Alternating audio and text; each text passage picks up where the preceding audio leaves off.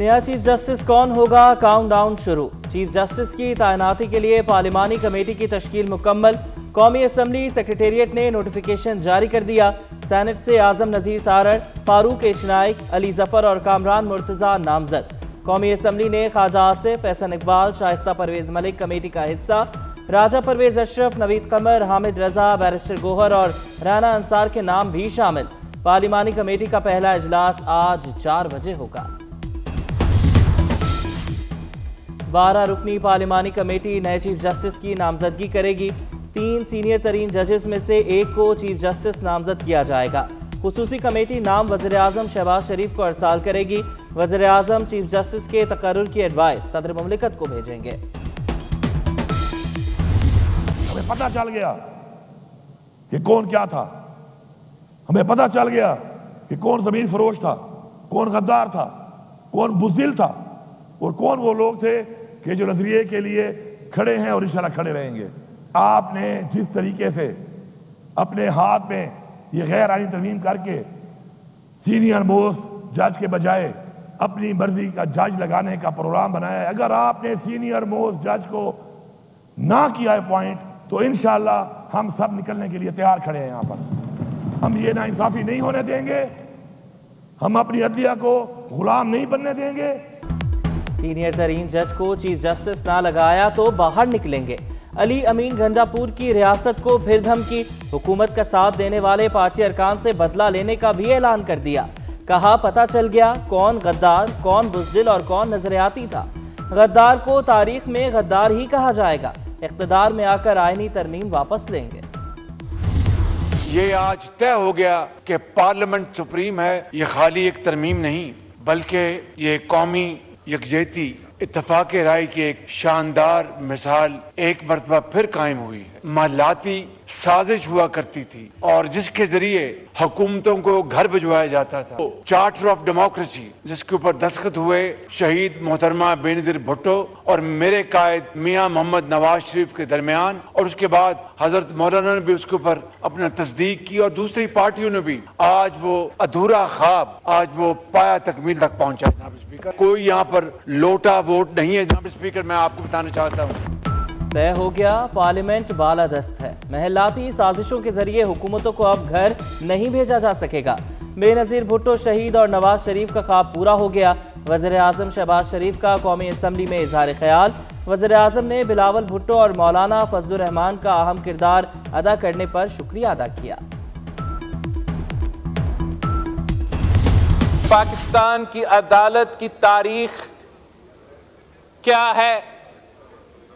हमारा अदालत का काम था जमहूरियत का तहफ़्फ़ुज़ दिलवाना। हमारा अदालत का काम था आईन का तहफ़्फ़ुज़ करना। हमारा अदालत का काम था आमिर का रास्ता रोकना। हम डिक्टेटरशिप रहे हैं, मगर वो डिक्टेटरशिप को कामयाब होने में सफ़े अव्वल का किरदार तो हमारा अदालत का रहा है। मुल्क में काला सांप इफ्तिखार चौधरी वाली अदलिया है। काला सांप पार्लियामान पर हमला करने आ रहा है।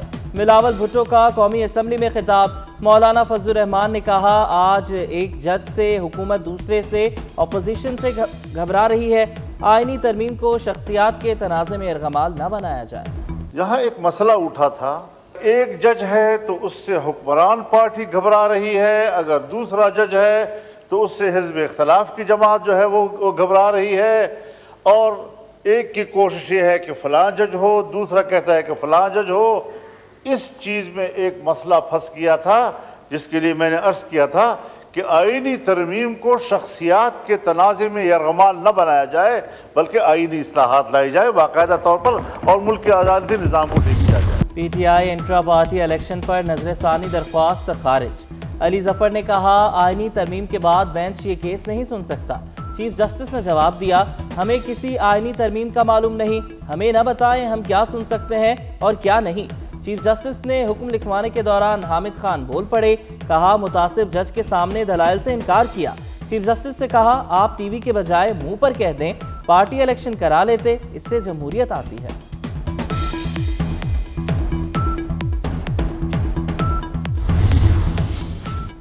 सुप्रीम कोर्ट में दौरान समाअत आईनी बेंच का तस्करा। केस आम बेंच सुनेगा या आईनी बेंच? लगता है ये सवाल सुप्रीम कोर्ट में हर रोज उठेगा। जस्टिस मंसूर अली शाह के दौरान समाअत रिमार्क्स। वकील फरोग नसीम ने कहा कि सियासी केसेस अब आईनी केसेस बन चुके हैं। जस्टिस आयशा मलिक ने मुस्कुराते हुए कहा, चलें जी, आप जाने और आपके आईनी बेंच। वज़ीर दाखिला मोहसिन नकवी की 26वीं आईनी तरमीमी बिल की मंजूरी पर कौम को मुबारकबाद। आईनी तरमीम की हिमायत पर मौलाना फजलुर रहमान और इत्तेहादी जमातों के कायदीन का खुसूसी शुक्रिया अदा किया। कहा, 26वीं आईनी तरमीम जमहूरियत की फतह है। मौलाना का मस्बत और तारीखी किरदार हमेशा याद रखा जाएगा।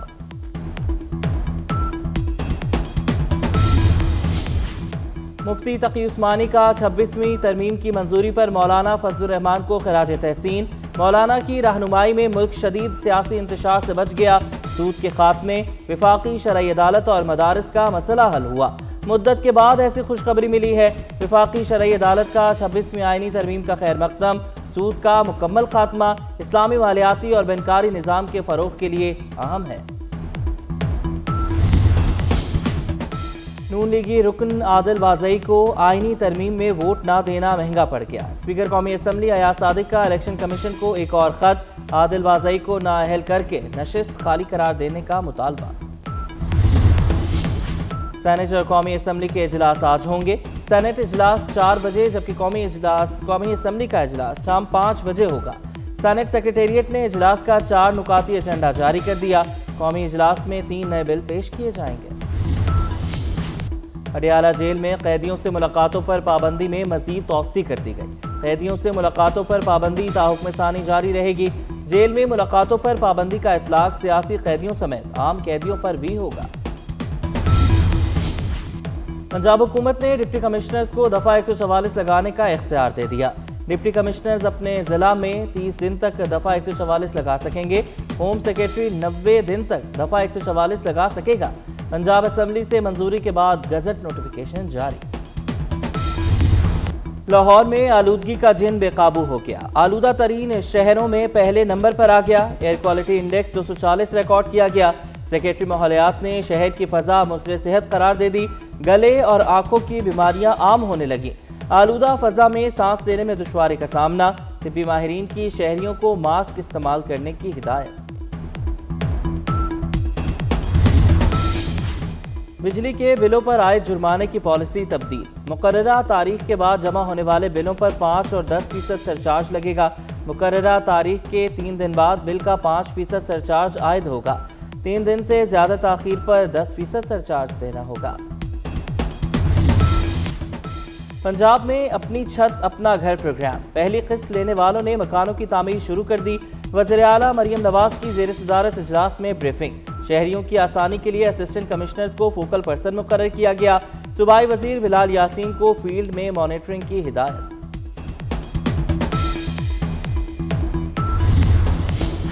मख्तावर भुट्टो जरदारी के हाथ तीसरे बेटे की पैदाइश। मख्तावर भुट्टो ने इंस्टाग्राम पोस्ट के जरिए खुशखबरी शेयर की। कहा, 20 अक्टूबर 2024 को तीसरे बेटे की पैदाइश हुई।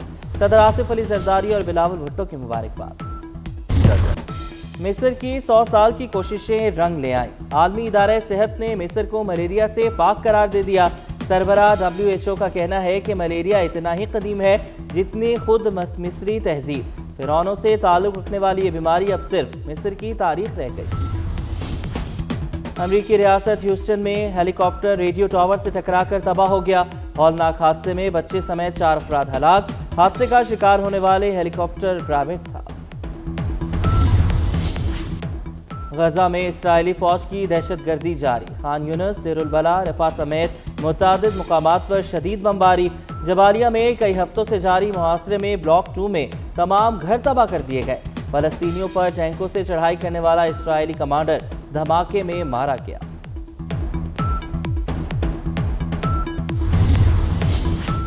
नातवा कांधों पर वफा की जिम्मेदारी। फलस्तीनी की बावफा बच्ची के किरदार ने दुनिया को झंझोर डाला।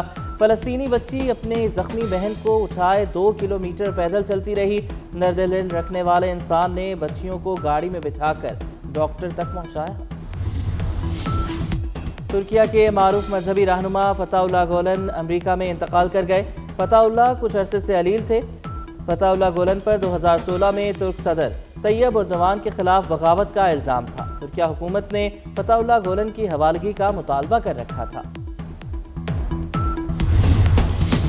دبئی میں آئی سی سی بورڈ میٹنگز اختتام پذیر۔ اجلاس میں chairman P C B Mohsin Naqvi نے شرکت کی۔ Chairman P C B Mohsin Naqvi نے بورڈ ممبران کو چیمپئنز ٹرافی کے لیے دعوت بھی دی۔ پاکستانی تنساز رمیز ابراہیم خان نے امریکہ میں تاریخ رقم کر دی۔ مسٹر یونیورس مقابلے میں گولڈ میڈل جیت لیا۔ رمیز ابراہیم پروفیشنل ایتھلیٹ کا اعزاز بھی حاصل کر چکے ہیں۔